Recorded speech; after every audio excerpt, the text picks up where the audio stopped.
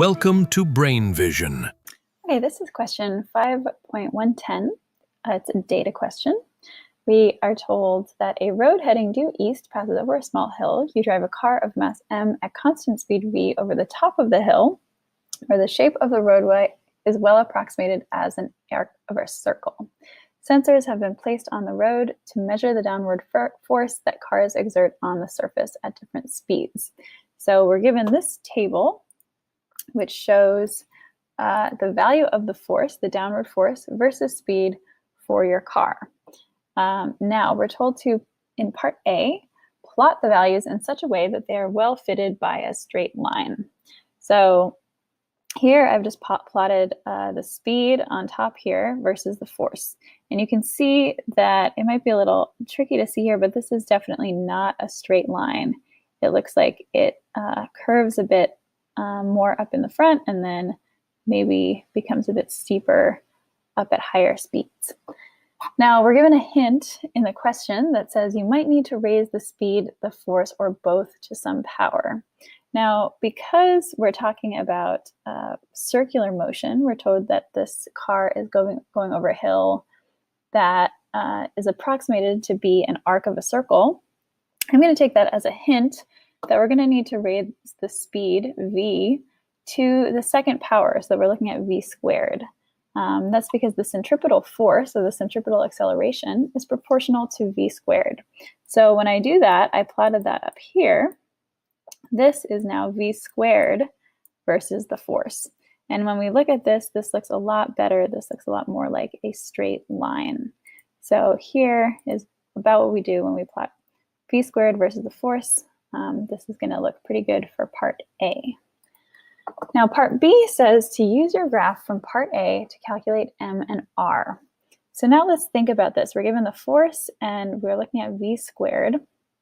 Now let's think about what the total force on this car is going to be. So we have, of course, the force of gravity, which is going to be pulling down. So that's going to be mg. And then we're also going to have our centripetal force. That's going to be pushing up. So I'm just going to write, I'm going to assume that x is positive in the down direction just to make things easier. The centripetal force is going to be mv squared over r. So we have this equation to balance out our forces here.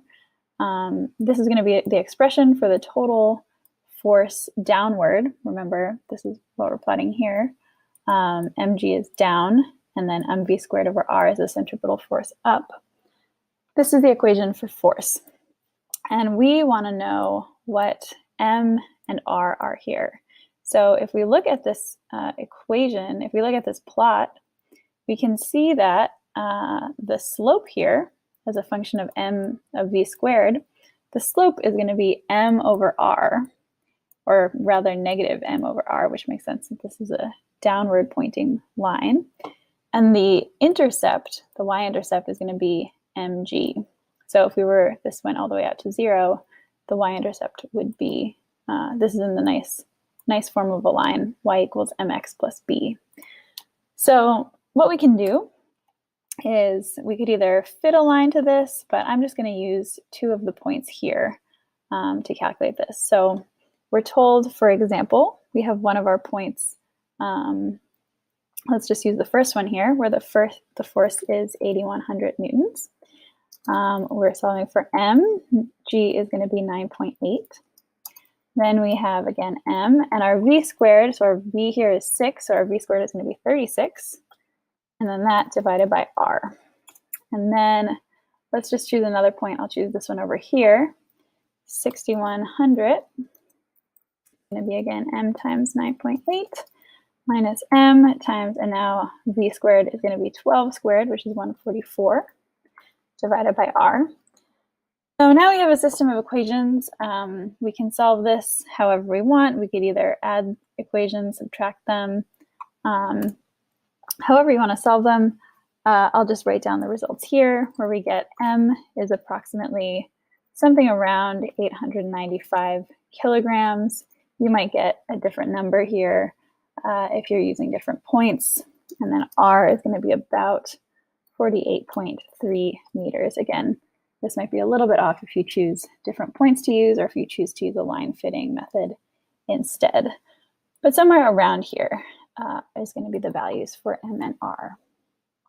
Now, part C asks, what maximum speed can the road have at the top of the hill and still not lose contact with the road?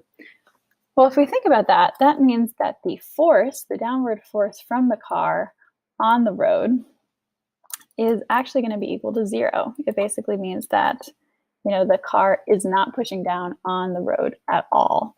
So we want to set this F equal to 0.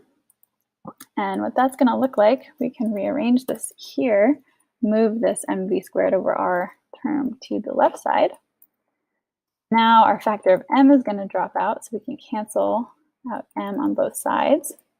And we're just left with this, v squared over r is equal to g, or just solving for v squared, we'll get v squared equal to g times r. Now we just found that r is about 48.3, so if we want to take, now we just can plug in g 9.8, r is 48.3, and then take the square root of that. That should give us v is equal to, here, about 21.7 meters per second. So this is going to be the maximum speed that the car can have at the top of the hill and still not lose contact with the road.